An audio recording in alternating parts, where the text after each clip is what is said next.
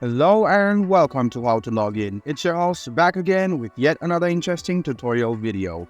In this video, I'm going to teach you how you can delete your Zedge account permanently. Go to the Chrome or Edge browser, go to zedge.net and then open your profile. You can see that your profile is in the right hand corner.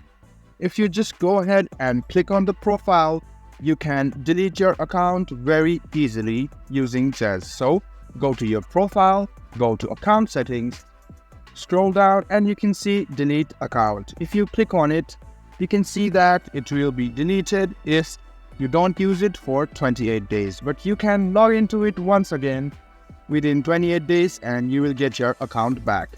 Let me show it to you once again how you can delete your account. Go to your account on the right hand side and go to account settings.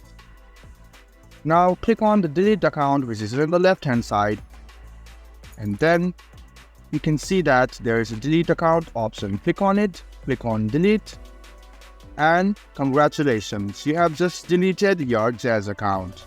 I hope this video was helpful for you. If you still have any kind of confusion, please do mention us on the comment section down below. Like the video, subscribe to the channel and do hit the bell button for more.